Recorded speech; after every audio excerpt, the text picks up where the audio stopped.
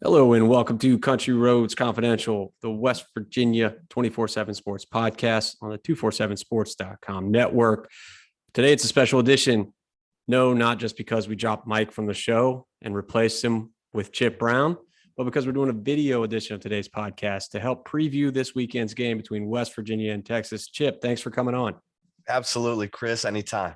Well, each week we usually catch up with somebody who knows something, a lot of somethings about the upcoming opponent, and ask them a handful of questions. I'm going to start our handful of questions off with a quick quiz for you, and I'm going to compare your answers to Neil Brown's answers. We'll see just how close they are. Okay. Each Tuesday, Neil Brown does his preview of the upcoming game, and in it, he does what I think a lot of coaches do. Picks out a couple players from each side of the ball. Most of the time it's just numbers, no names, just numbers. Hey, number 5 over there, pretty good, does this, does that. What numbers is Neil Brown going to talk about on Tuesday? Well, he's definitely going to talk about number 5 on offense. Yes. He is going to talk about that guy, Bijan Robinson, because, Texas fans right now are cringing because Bijan Robinson just suffered his 3rd fumble of his career.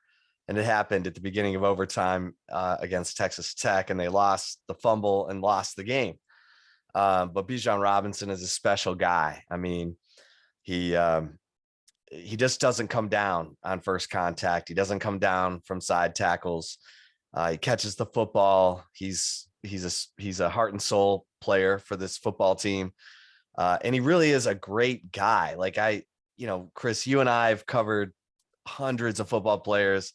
We don't pretend to know these guys at all. We would never vouch for them. We just say they're good players. They're this or that. This guy's actually a good guy. And so, it was like a double whammy for Texas fans, not only to lose the game against Texas Tech, but to see Bijan Robinson fumble at the beginning of overtime. And that contributes to Texas Tech pulling off that win. But this is the game where Quinn Ewers might be coming back for Texas at quarterback, number 3. So Neil Brown might be dropping number 3 there. Quinn Ewers, we only have a game and a quarter to go by, but he was 9 of 12 passing for 134 yards and had just thrown a 46-yard deep ball to Xavier Worthy against Alabama when he got hurt, and had led them to the 1-yard line, and ultimately they scored on the next play to tie it 10-10. Texas led that game 16-10 and 19-17 before losing on a last-second field goal to Alabama. But offensively, I mentioned Xavier Worthy, number 8, and he's a guy who left the Texas Tech game injured with what we think is an ankle injury, and so we're waiting to hear what his status is. And then defensively, you're going to hear number 0, DeMarvion Overshown. The guy is a dynamic playmaker. He's a 5th-year senior. He started off at safety. He plays weak side linebacker, but they rush him off the edge.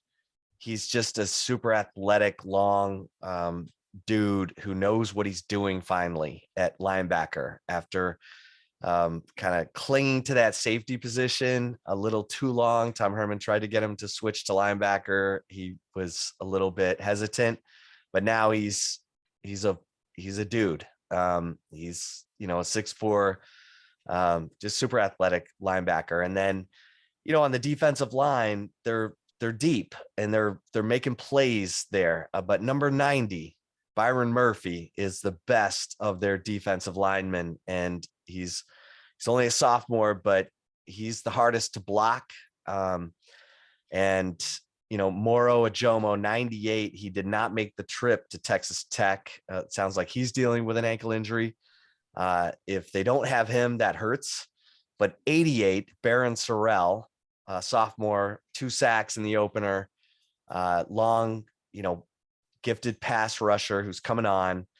And then, in the secondary, Deshaun Jameson, number 5, had a pick 6 this season, and is also, a guy you have to keep an eye on special teams, either as a return guy or He had a blocked punt earlier this season. So those are probably the numbers in the quiz, Chris, that you might hear from Neil Brown previewing Texas. Well, we'll check it out. I'll let you know your report card later. Yeah. Let me You know how I mentioned did. Quinn Ewers and how he might be coming back this week as we're recording this. There is no clear answer. Is that correct? No answer yet? Yeah, not yet. Okay. And Steve Sarkisian has been in no mood to let us know when a quarterback is practicing, looking good, could be a starter. He just tells us, you'll know when you see who walks out on the field. So there's not much help there. So how big of I mean, do we want to say there's an enormous gap between Ewers and Card? What are the differences here? What can we expect for West Virginia if they see something different from Texas, whether it be Card or Ewers?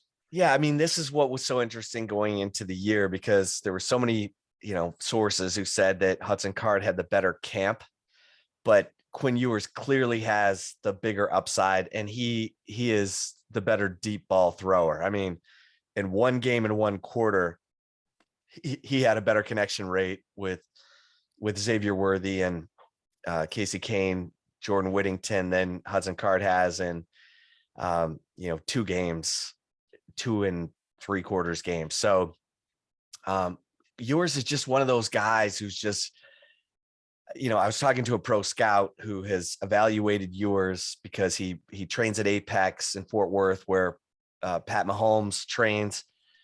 And he just talks about his ability to point the nose of the football on a deep ball right into the breadbasket. And he just is able to fit that ball into tight windows off platform. He doesn't have to have his feet set. He can sling it sidearm. He can, 3/4 slot. He's whatever arm slot you want. He can get the ball out and connect with his receivers. So he throws well on the move. And that's another thing. I mean, when you think back to a guy like Colt McCoy, who was more accurate on the move than he was from the pocket, that's what you're talking about with Quinn Ewers. And I know it's a lot to be talking about with one game and one quarter, but that he was unfazed in that Alabama game. I mean, he was totally comfortable. The stage wasn't too big. And I think Texas, the whole fan base, feels like the offense is better. You asked me about the gap. I don't know how big the gap is, because Hudson Card's a good player. I mean, he's a solid quarterback. He's really good on the short and intermediate stuff, and he can move around. He's had a couple of big running plays to pick up first downs the last 2 games. He had a 32-yard run on 2nd and 22 against UTSA that helped sustain a touchdown drive, after which Bijan Robinson said, "Are you even hurt?" Because Hudson Card had a high ankle sprain, was what we were told coming out of the Alabama game. And the guy has just done everything to get treatment, to get right, and has played well, the last couple of games. Texas fans are going to fight amongst themselves about why Texas lost to Texas Tech. They gave up 6 of 8 fourth downs, which is crazy that Joey McGuire is going for it on 4th down like that, including a 4th and 7. And then, the offense couldn't sustain drives in the 3rd and 4th quarter, which is what we saw from Texas last year when they started losing leads late. The offense couldn't hold the ball. The defense was on the field too long. The defense was on the field for 100 plays against Texas Tech. 100.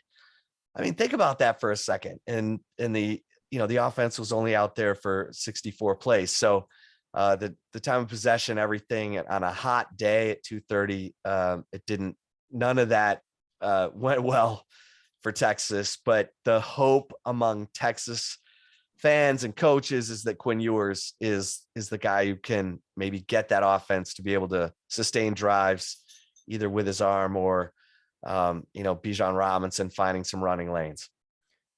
So you may have touched on my next question, maybe completely answered it already, because that was something I noticed in that Texas Tech game. Longhorns having a double-digit lead, I think it was, in the second half. And I believe I saw on your site that, was it 4 out of his 9 losses or 5 out of his Sarkisian's losses at Texas, 4 or 5 out of the 9 have been in games where they've had double-digit leads in the second half. What's contributing to that? Because that seems like a very specific issue. So what's contributing to that?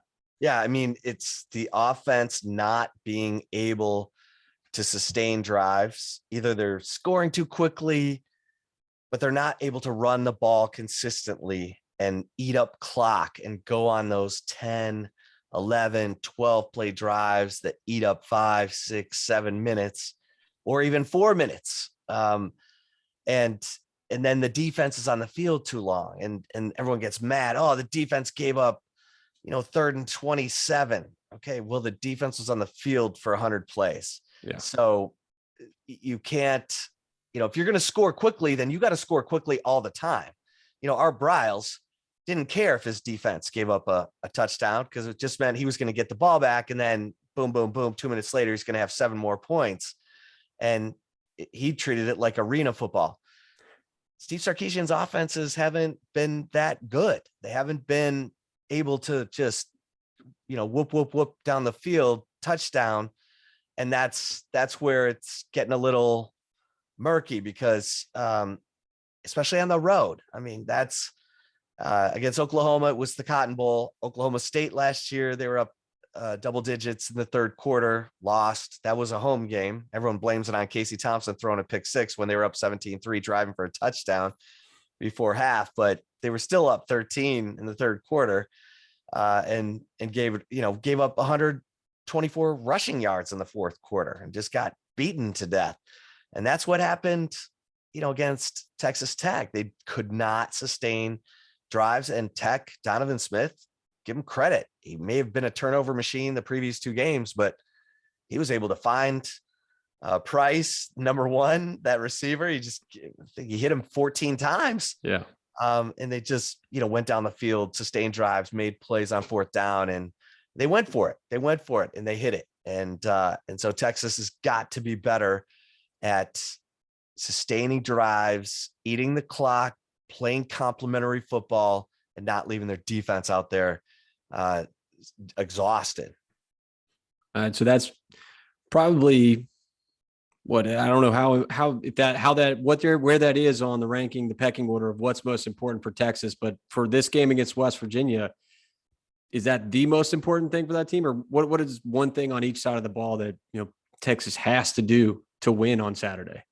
Well, they on defense, they need to force turnovers. Like Donovan Smith was a turnover machine. He'd thrown 5 interceptions. He'd thrown pick 6s in back-to-back games, and Texas, they didn't get to him. They didn't come up with the big turnover to change the game. And then offensively, I think it's establishing the ground game. I mean, you've got one of the best running backs in the country. Bijan Robinson, like I said, doesn't come down on first contact, doesn't come down from side contact. The guy's a warrior. Find ways to run the football. I get it. They've got a young offensive line. And I think that Texas Tech exposed the interior of Texas's offensive line. You've got an undersized center in Jake Majors, who's a smart guy, and he's good with leverage, but he's 300 pounds tops. And when he goes up against 330 or bigger, it's a tough deal.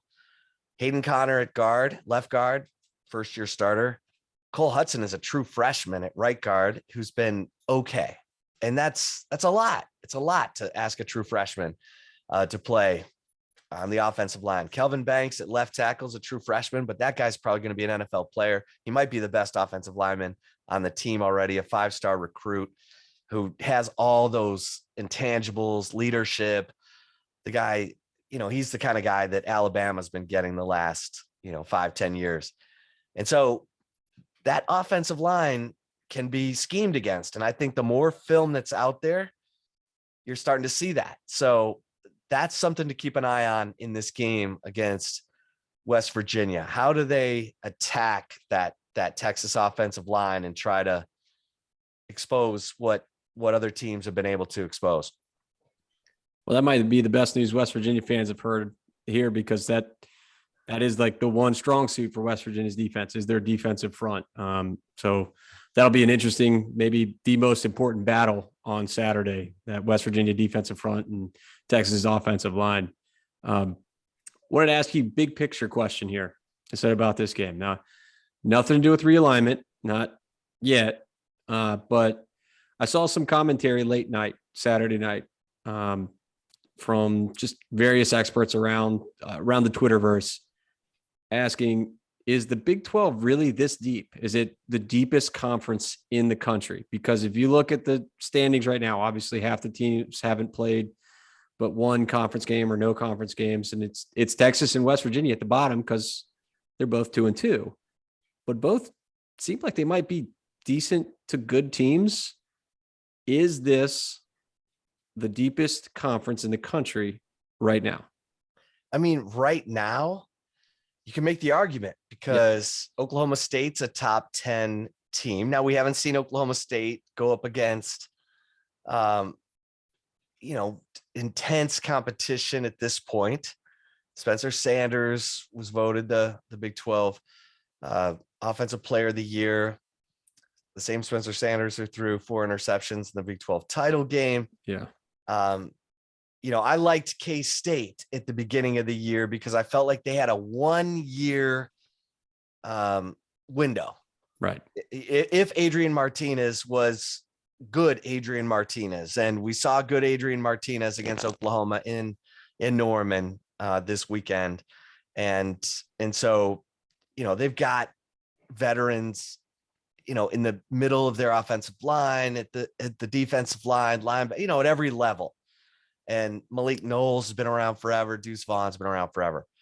So K-State, I think, is a problem, even though they, Chris Kleiman called out Adrian Martinez for being too conservative in that loss to Tulane. He seemed to respond against Oklahoma. Baylor beats Iowa State. That was a big deal to me because I felt like Hunter Deckers is a better quarterback than Brock Purdy. Brock Purdy was great between the 20s, but when it mattered most in the red zone in big games, he didn't have it. You cringed. You didn't know what was going to happen. They can call him the best quarterback in Iowa State history for, I'll stick with Dave Archer, but Hunter Deckers looks like he's, going to be a really good quarterback, and Xavier Hutchinson. So for Baylor to beat them in Ames to me was, okay, Baylor's going to be tough to beat. But yeah, I agree. I mean, West Virginia, that game against Pitt, up until that pick 6 by JT Daniels, I was like, oh man, West Virginia is better than people think. Texas has an opportunity, but they've got to show it on the road. They're 1-6 in their last 7 road games or games away from Austin, I should say.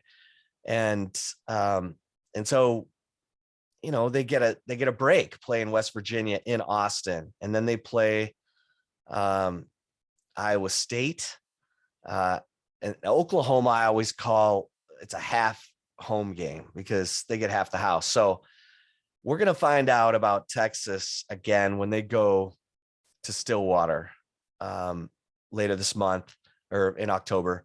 And let's see where Texas is at that point, because it's great to play at home. It's great to have all the comforts of home, but this Texas team has shown that they struggle on the road, and Steve Sarkisian struggles to keep his offense going on the road.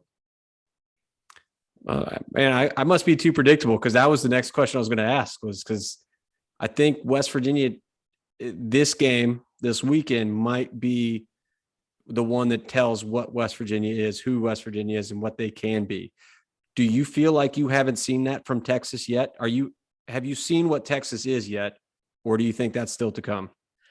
Well, it's amazing how good they are at home. I mean, that was an unbelievable performance against Alabama, but Alabama, there were a lot of new things about Texas and Alabama that are now on film for everybody else to see.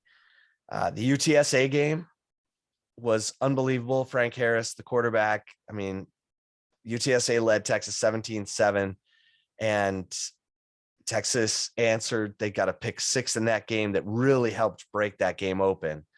But I think there are questions now after this Texas Tech game about Texas's ability to run the football consistently against a talented front.